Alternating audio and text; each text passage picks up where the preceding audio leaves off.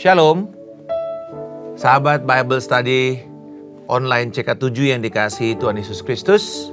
Senang sekali bisa berkumpul kembali dan berjumpa dengan saudara-saudara dan membantu setiap saudara yang terkasih untuk memahami bacaan Alkitab kita pada hari ini, yakni Mazmur 112.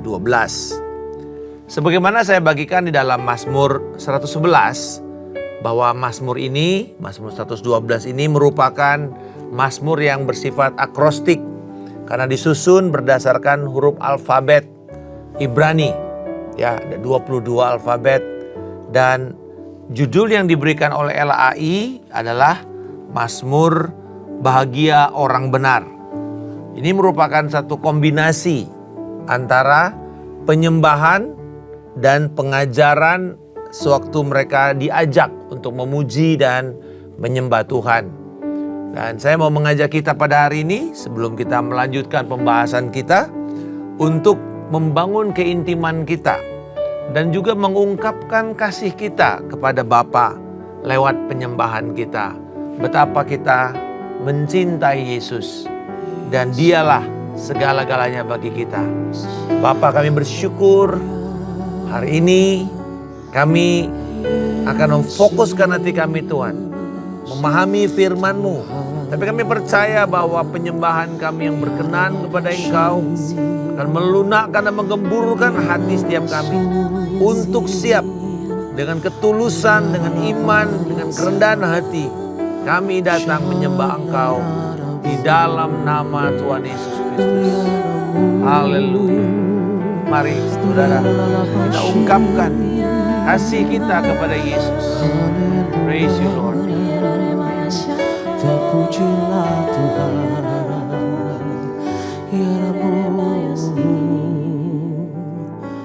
How I love you Lord, I love you Lord, with all of my heart. I love you Lord, how I love you Lord, I love you Lord, forever I love you Lord. How I love you Lord, I love you Lord, with all of my heart.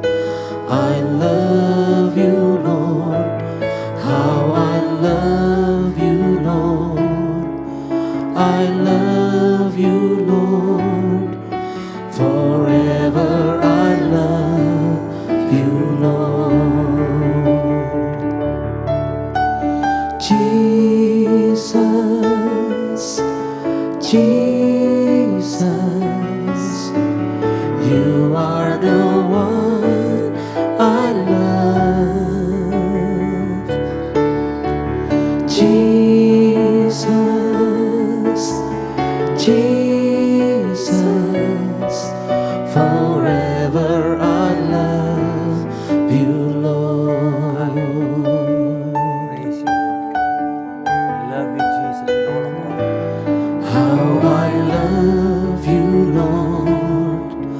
I love you, Lord, with all of my heart. I love you, Lord. How I love you, Lord. I love you, Lord. Forever I love you, Lord.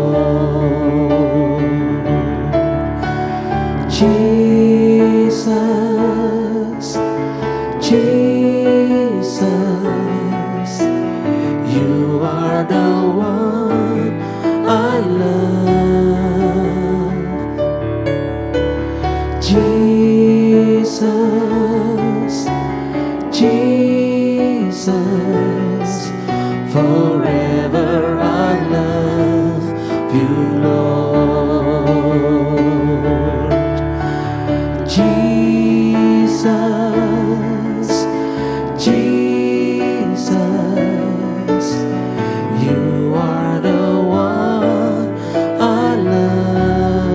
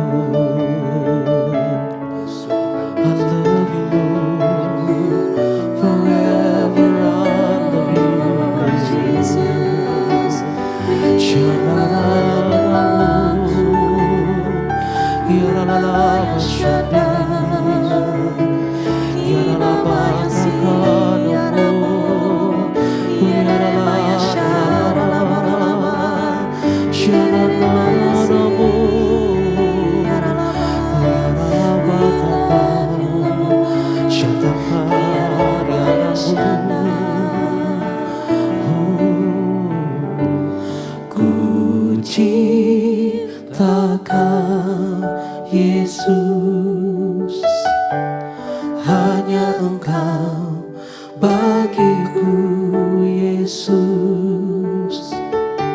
Sungguh ku rindu mengatakannya, betapa aku mengasihimu. Ku cinta Kau Yesus, hanya Engkau bagiku Yesus. Sungguh ku rindu mengatakannya, betapa aku mengasihimu. Engkau Allah dan Rajaku, kekasih dan hidupku. Engkau segalanya bagiku. Ku bersyukur kepadamu. Engkau Allah dan Rajaku, kekasih dan hidupku. Engkau segalanya bagiku. Ku bersyukur kepadamu. Engkau Allah dan Rajaku, kekasih dan hidupku. Engkau segalanya bagiku. Ku bersyukur kepadamu. Ku bersyukur kepadamu. Ku bersyukur kepadamu. Terpujilah Engkau, pujilah kasih-Mu Tuhan. Terpujilah Engkau yang telah memanggil kami dalam Kristus Yesus untuk menjadi penyembah-penyembah-Mu yang sangat suka akan hadirat-Mu, sangat suka akan kebenaran-Mu Tuhan. Kami bersyukur, terpujilah Engkau di dalam nama Tuhan Yesus Kristus. Amin. Saudara-saudara, Mazmur 111 dan 112 kita bisa bilang seperti kuplet. Ya, bukan kembar, tapi mungkin kalau kita tarik sebagai sebuah ilustrasi keluarga, ini mungkin sepupuan. Jadi masih ada hubungan, masih ada pertalian, tetapi tidak langsung identikal. Sama-sama akrostik, seturut dengan huruf Ibrani awal, ya, kata lain awalnya itu dimulai dengan huruf Ibrani yang berurutan. Nah, kalau kita melihat bahwa fokus dari Mazmur 111 itu bagaimana cara Allah membangun relasinya dengan jemaatnya, dengan kumpulan orang percaya, himpunan orang-orang benar dalam jemaah. Jadi fokusnya jemaah. Sementara Mazmur 112 ini fokusnya nanti adalah kepada orang yang takut akan Tuhan. Jadi kepada individu, pribadi lepas pribadi. Yang kedua, Kalau Mazmur 111 itu objeknya adalah kepada teologi. Karena bagaimana Allah dan dikaitkan dengan titah-titahnya atau dengan firman kebenarannya. Sedangkan Mazmur 112 itu fokus kepada manusianya, kepada antropologinya. Yaitu sebagai objek kasih Allah dan bagaimana Allah menyatakan kasihnya kepada orang lain melalui orang yang takut akan Tuhan. Dan Mazmur mengajak pribadi yang disebut sebagai orang yang takut akan Tuhan. Karena itu, mari kita melihat Mazmur ini, karena juga ini Mazmur dikenal sebagai atau dikategorikan sebagai Mazmur pujian. Sebab dimulai dengan cirinya yaitu haleluya. Pujilah Yahweh, gitu ya. Pujilah Tuhan. Lalu kemudian setelah pernyataan haleluya adalah ajakan untuk memuji Tuhan dan juga ajakan untuk memberikan kepada mereka alasan kenapa kita harus memuji Tuhan. Jadi kita melihat di sini ajakan memuji Tuhan dan alasan yang dipakai untuk memuji Tuhan. Dan ini yang akan menjadi pembelajaran kita pada hari ini. Dikatakan yang pertama, kenapa mereka memuji Tuhan? Karena mereka adalah orang-orang yang berbahagia. Kenapa mereka berbahagia? Dipakai kata asre di dalam bahasa Ibrani, yaitu orang-orang yang diberkati. Kenapa mereka diberkati? Karena mereka memiliki ciri orang yang takut atau yang hormat kepada Tuhan. Jadi di sini takut bukan artinya ketakutan, tetapi justru memberikan sebuah penghormatan. Nah, kita tahu bahwa kata penyembahan di dalam Perjanjian Baru berkaitan dengan sikap hati kita untuk memberi kepada Tuhan, sikap hati kita yang melayani Tuhan, sikap hati yang mau berkenan kepada Tuhan. Orang yang takut akan Tuhan, orang yang hormat kepada Allah dan kepada perintahnya. Itulah orang-orang yang berbahagia. Dan kata ini adalah kata yang juga nanti disampaikan di dalam ucapan bahagia, ya. Karena kata berbahagia dalam bahasa Yunani itu dipakai dalam terjemahan Ibraninya adalah asre. Alasan kedua, kenapa dipanggil orang yang memuji Tuhan ini untuk sungguh-sungguh bisa memuji Tuhan? Karena alasannya mereka ini orang-orang yang takut akan Tuhan ini adalah orang yang menyukai titah atau perintah Yahweh. Ya, kalau kita bicara Yahweh itu nama pribadi daripada Allah Israel. Artinya mereka adalah orang-orang yang berbahagia karena hidup di dalam penundukan diri mereka kepada Tuhan dan ketaatan kepada firman-Nya. Jadi ada dua kata kunci. Kenapa menjadi berbahagia? Kenapa mereka takut akan Tuhan? Karena mereka sangat suka kepada firman, kepada titah. Nah, di sini berbicara tentang takut akan Tuhan itu penundukan diri dan ketaatan kepada firman. Submission, penundukan diri. Seperti Abraham yang menundukkan diri kepada perintah Tuhan untuk mengorbankan anaknya. Penundukan diri seperti Ayub ketika mengalami tekanan berat tetapi dia tetap menyembah Tuhan, memuji Tuhan, mengakui akan karya Tuhan di dalam situasi sulit hidupnya. Kata sangat suka di dalam ayat yang pertama ini menunjukkan adanya sikap antusias. Wah, luar biasa ya. Jadi kata sangat suka di sini berarti orang itu antusias dalam melakukan firman Tuhan. Nah, sikap antusiasme ini diperlihatkan pada waktu mereka tunduk dan taat kepada ajakan firman Tuhan. Jadi kalau ada orang yang mengatakan, "Oh, aku sangat suka kepada firman," tapi tidak mentaati firman, maka tidak mungkin maka pernyataan orang tersebut sedang kontradiktif. Dia sedang menjadi munafik. Karena mulutnya berkata dia suka, tetapi perilakunya tidak sejalan.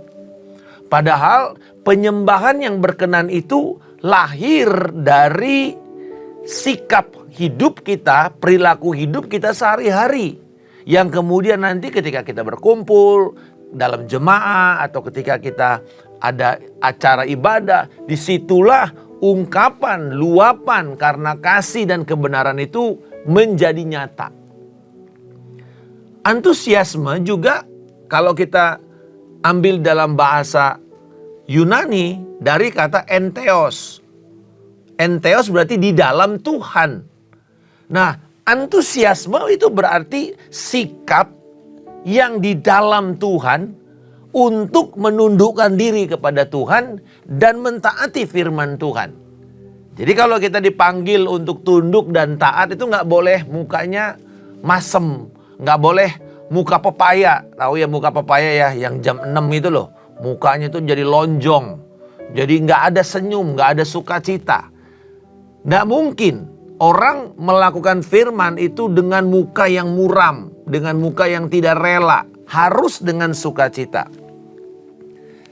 Apa pengaruh antusiasme dalam mentaati dan tunduk kepada firman Allah?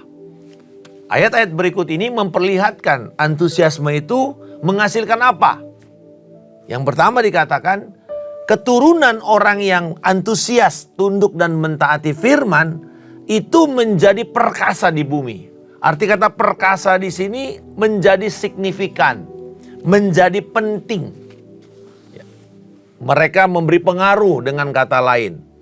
Tidak harus menjadi orang yang memiliki kuasa, tapi mungkin mereka menjadi seorang profesional yang banyak memberkati atau dikenal, atau mungkin seorang pengusaha yang banyak memberikan bantuan, menolong orang, atau mungkin dia sebagai pejabat yang juga bertindak adil sehingga kemudian orang-orang merasa disejahterakan dalam kepemimpinannya. Keturunannya perkasa berarti berbicara mengenai generasi berikutnya. Karena di dalam firman Tuhan tidak cukup generasi si orang tua itu yang diberkati. Alkitab selalu mengatakan, ini salah satu teologi Alkitab tentang keturunan, bahwa riwayat hidup seseorang itu diceritakan oleh anak-anaknya. Abraham itu berapa takut dia sama Tuhan itu diceritakan oleh Ishak. Ishak itu diceritakan oleh anak-anaknya yaitu Yakub dan keturunannya. Begitu saudara. Kehidupan seorang orang tua atau ayah atau ibu itu akan diceritakan oleh anak-anaknya. Itu sebabnya kita perlu memberikan apa yang memang menjadi penting, bukan sekedar kekayaan. Orang belum tentu menjadi perkasa itu karena semata-mata dia kaya. Bisa saja memang karena dia banyak memberi kontribusi di dalam ilmunya, di dalam kasihnya, di dalam tindakan hidupnya, apa yang dia bagikan, menjadi perkasa. Tetapi juga secara material dikatakan ayat yang ketiga, menikmati kekayaan, harta, dan kebajikan. Perhatikan di dalam bagian terakhir ayat yang ketiga ini. Kebajikannya tetap untuk selama-lamanya. Kata kebajikan di sini sebenarnya adalah dari kata faithfulness, kesetiaannya. Jadi kesetiaan orang tersebut yang takut sama Tuhan ini, yang suka kepada firman ini, akan selalu membawa keberbuahan. Jadi faithfulness leads into fruitfulness. Kesetiaan menuntun kepada keberbuahan. Jadi orang ini menjadi produktif. Kalau orang itu setia dengan Tuhan, melakukan firman, dia pasti menjadi orang produktif. Yohanes pasal yang ke-15 itu membuktikan orang yang setia tinggal di dalam firman. Dikatakan juga bahwa mereka inilah orang yang menuruti perintah-perintah Tuhan. Orang yang memelihara kasih Allah. Orang ini yang berbuah banyak. Dan buah mereka memuliakan Tuhan. Jadi jangan takut juga kalau Tuhan memberkati kita dengan material. Tetapi dikatakan bahwa bukan cuma itu. Dia bisa menikmati kekayaan, hartanya, tapi juga ada kesetiaan yang dikatakan sebagai kesetiaan yang tetap selama-lamanya. Nggak dikatakan di sini hartanya tetap selama-lamanya.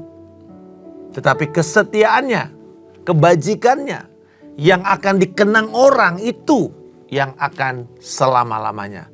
Ada satu teman saya, dia mengatakan bahwa nanti ukuran saya itu berguna bagi masyarakat, Pak. Bukan karena saya kaya.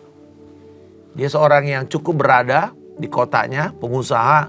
Tapi dia katakan begini, nanti kalau saya dipanggil Tuhan, apakah orang-orang desa, orang-orang gunung, orang-orang yang ada di pelosok yang selama ini saya dan perusahaan saya bantu itu akan datang dan mengucap syukur?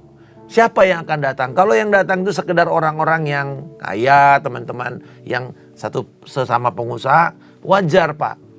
Tetapi kalau yang datang tuh orang yang miskin, yang mereka itu tidak terpandang, rakyat kebanyakan, dan mereka datang berbondong-bondong dan berterima kasih atas kehidupan saya. Nah, itulah, Pak, keberhasilan saya. Dan saya percaya itulah yang namanya kebajikan. Itu akan dikenang melampaui usia kita. Nah, yang ketiga, kalau kita sangat suka, antusias kepada firman dan mentaati, dikatakan mendapatkan pemeliharaan dan perlindungan Tuhan saat kegelapan datang. Dikatakan bahwa dari dalam gelap terbitlah terang. Gelap di sini berbicara mengenai keadaan sulit, berbicara mengenai keadaan di mana begitu banyak turbulensi yang terjadi, goncangan. Mengapa ia bisa mengalami ini? Ya, semua orang pasti akan mengalami, termasuk orang benar akan mengalami keadaan ini. Tetapi karena ayat 3 dan ayat 4 ini terkait satu sama lain, maka kita bisa membacanya begini.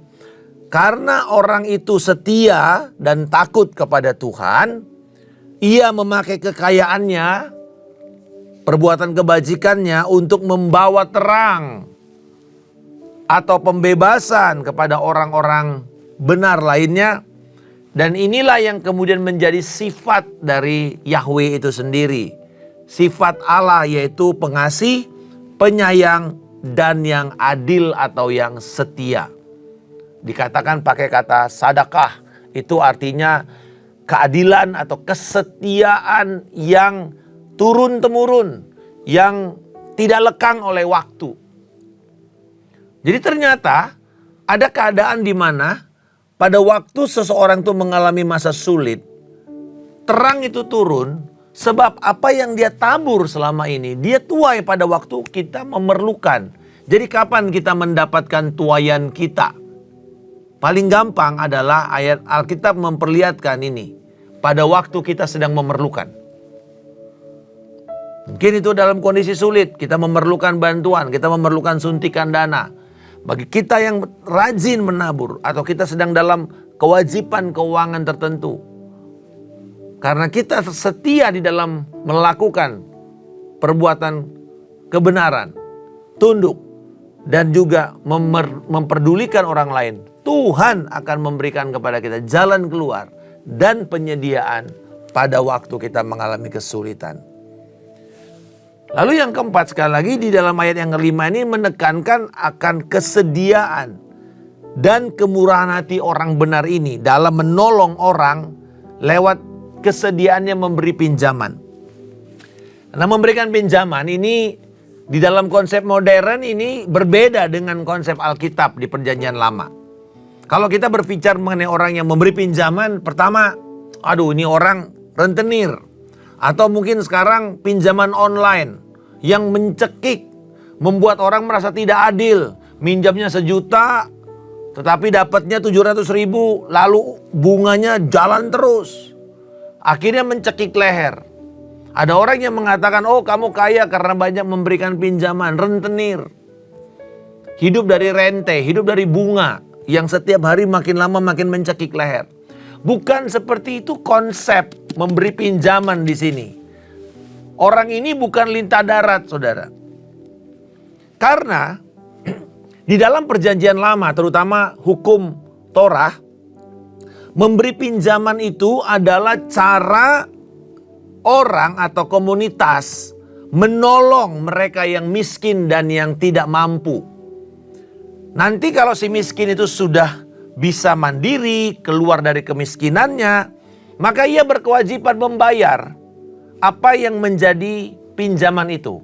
Tetapi tidak diberikan kepada si peminjam atau kepada si pemberi pinjaman. Bukan. Tetapi diberikan kepada orang lain nantinya yang akan memerlukan seperti dia pada waktu dia memerlukan pinjaman itu. Jadi terus dilanjutkan. Dan ini adalah tradisi orang Yahudi sampai sekarang. Ketika banyak orang-orang imigran dari Eropa datang dan mereka akan cari orang Yahudi yang cukup kaya, lalu komunitas ini akan datang dan mengatakan, oke, kamu mau tinggal di sini, kamu mau settle di sini.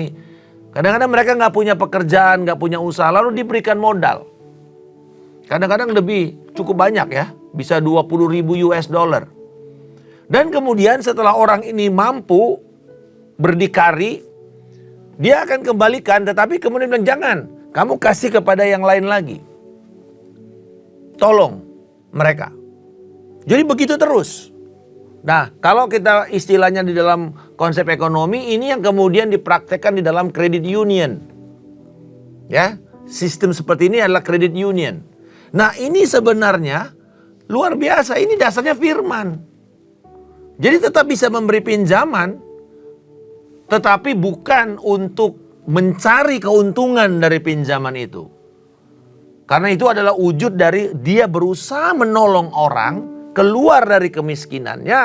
Lalu kemudian ketika orang ini mandiri, dia menolong orang lain lagi, saudaranya lagi yang datang dan kemudian bisa hidup mandiri. Begitulah cara orang Yahudi survive di negara-negara lain di seluruh dunia.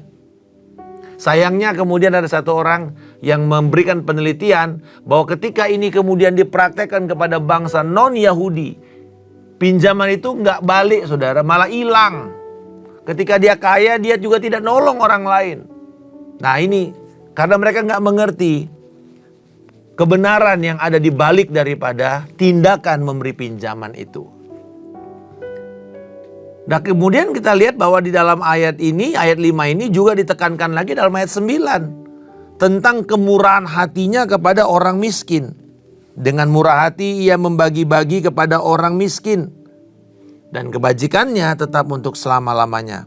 Bahkan bukan cuma itu, tanduk kekuatannya ditinggikan di dalam kemuliaan. Ini berbicara mengenai kekuatannya, keperkasaannya. Kalau itu bicara mengenai kekuatannya dalam hal modal, kapital, Tuhan akan meninggikan kekayaannya itu.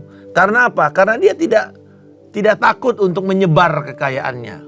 Itu sebabnya ada aksioma mengatakan orang kaya akan makin kaya pada waktu dia menyebarkan harta. Orang yang banyak menyebar tidak pernah kekurangan dikatakan. Tapi orang yang menahan justru akan kekurangan. Orang yang menyebar hartanya tidak akan kekurangan. Sepertinya aneh. Tetapi kalau kita tahu bahwa ketika kita melempar makanan misalnya ke air, kita tahu bahwa itu akan ada chain reaction akan terjadi. Dan itu akan kembali kepada kita berkat itu. Jadi jangan takut untuk kita menabur pada waktu kita diberkati Tuhan dengan kelebihan. Yang kelima, bahwa orang yang antusias takut sama Tuhan melakukan firman ini adalah orang benar yang berkomitmen menolong orang lain sehingga kemudian dia diingat selama-lamanya. Kembali lagi saya katakan, apa yang akan kita tinggalkan? Legacy seperti apa? Apakah cuma sekedar dia kaya? Atau dia menginvestasikan kekayaannya kepada hidup orang-orang lain? Saudara-saudara, Alkitab tidak pernah mengatakan untuk meninggalkan kekayaan semata-mata sebagai warisan. Karena bagi orang Yahudi, warisan terbesar itu bukan kekayaan, tetapi kuasa mendatangkan kekayaan. Sayang saudara, seringkali kan kita orang tua tanpa sadar ya, kita mengumpulkan kekayaan supaya anak-anak kita nanti hidupnya tenang. Warisan, betul. Tapi berapa banyak di antara kita yang mendengar juga setelah orang tuanya mati karena anaknya tidak pernah diajar takut sama Tuhan. Tidak pernah diajar untuk rukun. Tidak pernah diajar untuk menolong orang lain. Memberikan welas asih kepada orang. Apa yang terjadi dengan kekayaan itu? Mereka saling berantem.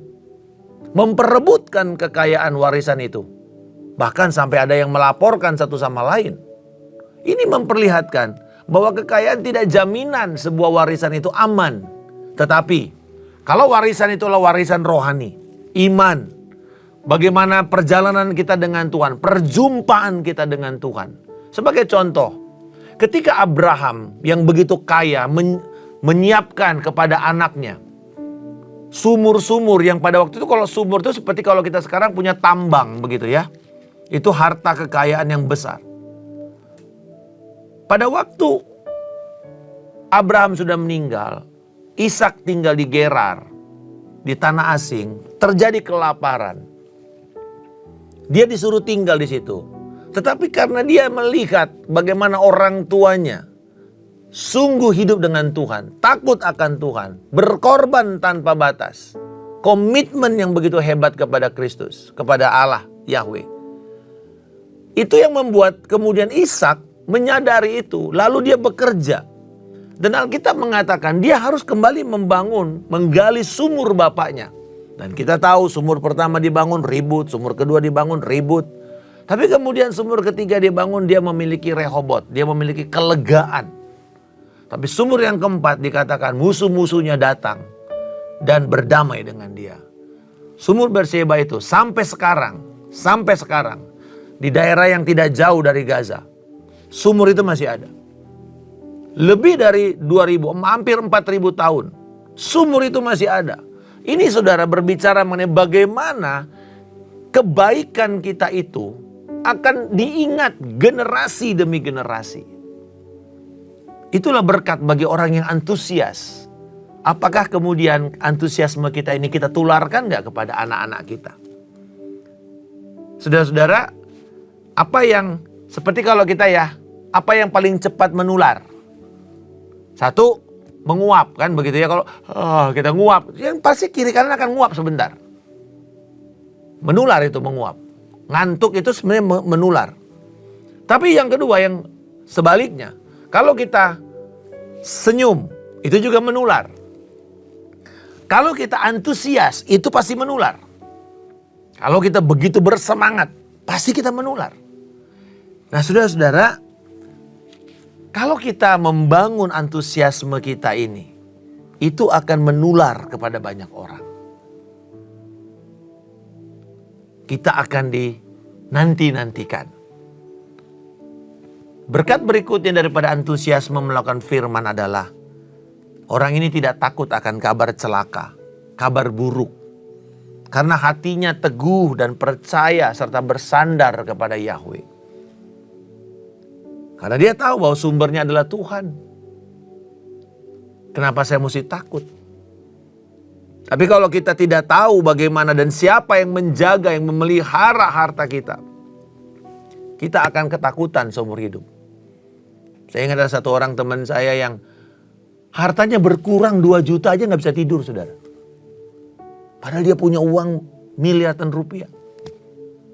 Gak bisa tidur hanya karena 2 juta. Saya bilang, kamu orang Kristen, kamu lahir baru.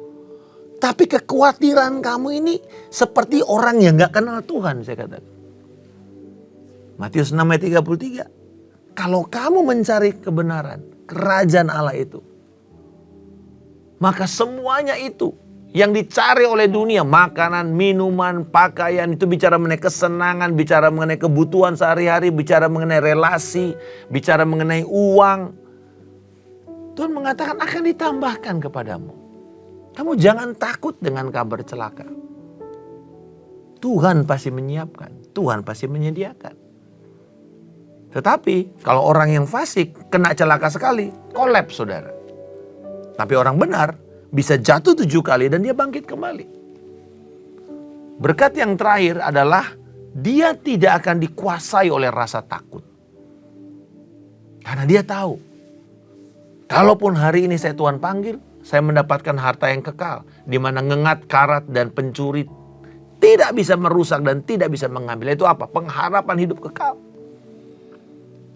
Saudara-saudara, luar biasa bahwa Mazmur ini sedang menggambarkan satu kehidupan seseorang yang diberkati, a good life, atau hidup yang baik. Nah, apa maksudnya di sini hidup yang baik? Apakah hidup yang baik artinya dia liburan terus, nggak kerja, leha-leha, punya yacht, mungkin naik kapal pesiar, begitukah?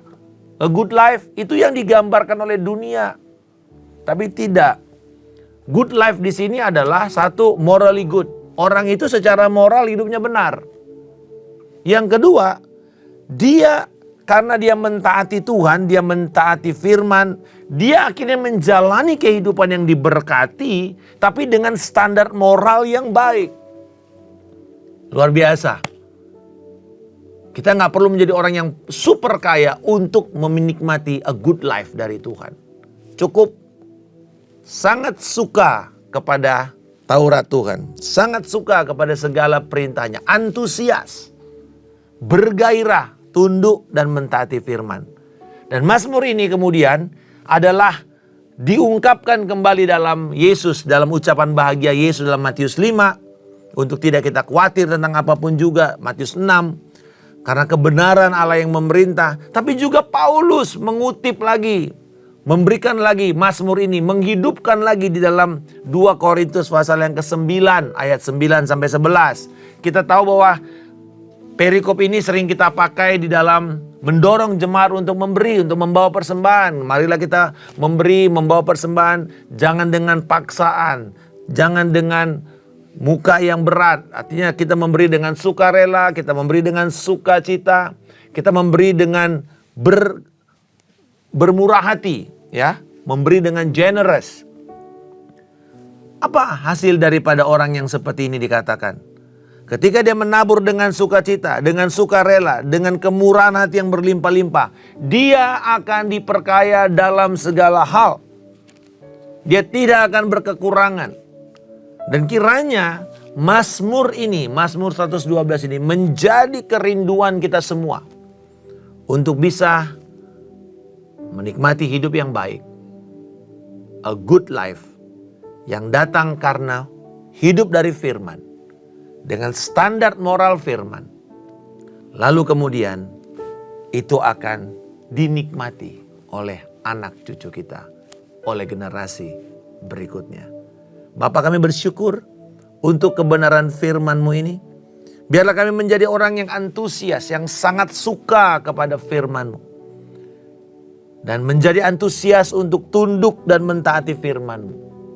Kami bersyukur bahwa anak-anak kami akan perkasa, cucu-cucu kami akan perkasa. Hidup menjadi orang yang memberi pengaruh. Hidup di dalam kelimpahan karena juga bisa berbagi dengan orang-orang yang berkebutuhan. Bahkan tidak takut dengan segala mara bahaya. Tidak takut dengan kabar-kabar celaka.